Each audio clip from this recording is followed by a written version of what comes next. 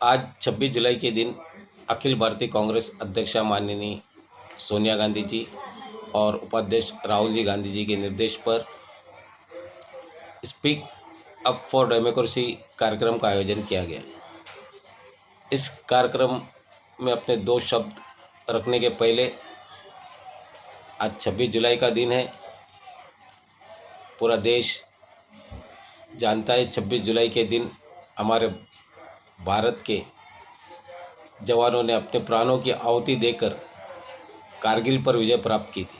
तो सबसे पहले मैं सभी को कारगिल विजय दिवस की हार्दिक शुभकामनाएं देता हूँ। आज हमारा पूरा देश कोरोना महामारी की आपदा से गुजर रहा है और दूसरी तरफ चीन के साथ हुए सीमा विवाद से घिरा हुआ है। लेकिन ऐसे समय में भी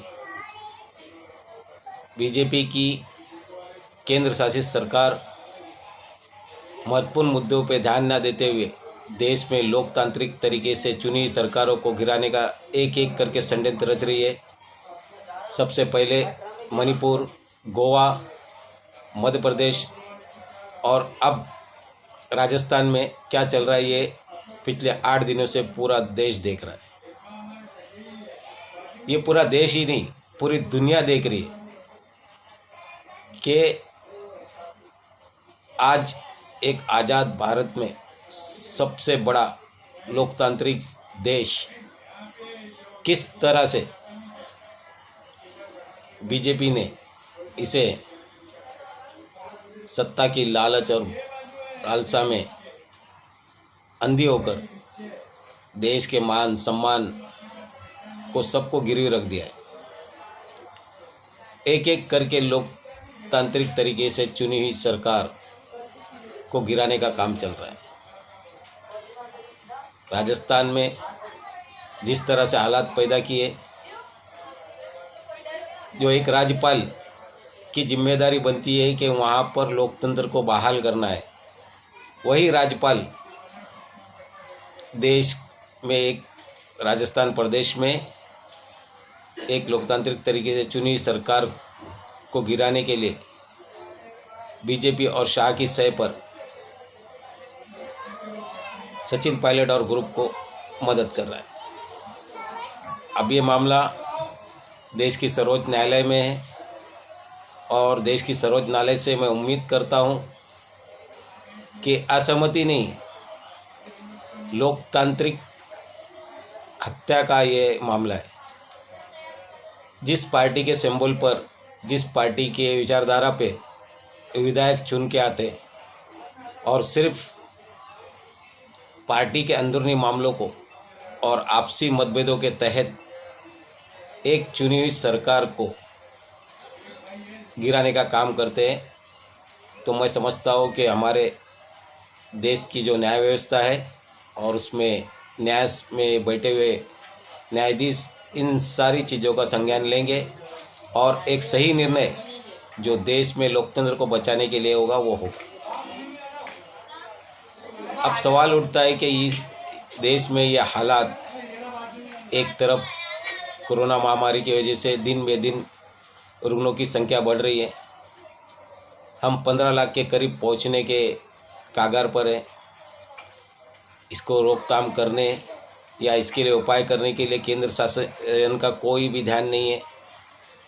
सीमा विवाद को हल करने के लिए इनके पास कोई उपाय और कोई योजना नहीं है। सिर्फ देश में चुनी सरकारों का जिस तरह से गिराने का काम हो रहा है, ये सरासर गलत है, लोकतंत्र की हत्या है और इस लोकतंत्र की हत्या का जवाब जनता जनार्दन लेगी। बीजेपी और शाह की जोड़ी ने देश में जो सत्ता का दुरुपयोग कर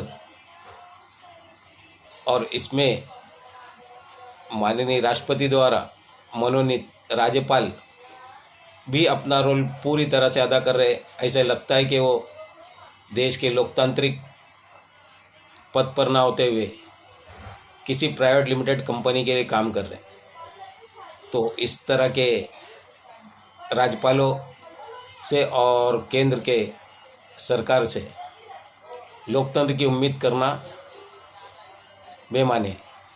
देश में इस वक्त आपदा का समय है।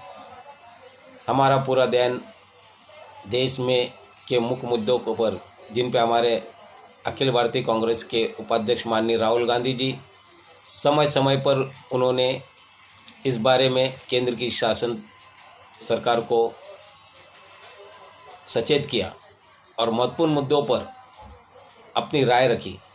लेकिन केंद्र में शासित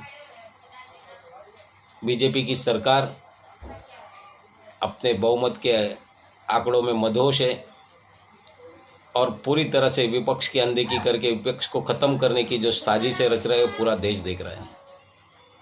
जबकि विपक्ष देश में कि लोकतंत्र का दूसरा स्तंभ है और उसकी आवाज़ को जिस तरह से दबाने की कोशिश की जा रही है या उसको अनदेखी करके उसके विपरीत पूरे देश का मुख्य मुद्दों से ध्यान भटकाने का जो काम केंद्र की मोदी और शाह की सरकार कर रही है, ये पूरी तरह से देश के लिए घातक है। आने वाले दिनों में देश को इसकी बहुत बड़ी कीमत चुकानी होगी और हम कांग्रेस पार्टी के कार्यकर्ता कभी भी इस तरह से नहीं होने देंगे। कांग्रेस पार्टी किसी भी नेता या व्यक्ति पर नहीं, अपनी विचारधारा पर टिकी हुई है। 150 वर्ष पुरानी कांग्रेस पार्टी देश के मान सम्मान और आज़ादी की लड़ाई के लिए अपने प्राणों की आहुति देने वाले नेताओं के बलिदानों से चल रही है।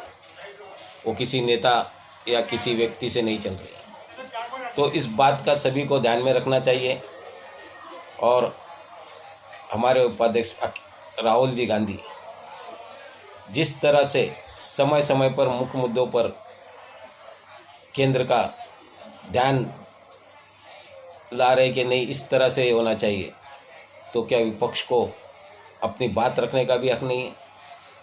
हम चाहते देश में लोकतंत्र बहाल हो। लोकतंत्र एक तरीके से चुनी सरकारों को जिस तरह से मोदी और शाह की जोड़ी मिलकर खून कर रही है, उसकी हत्या कर रही है, पूरा देश देख रहा है।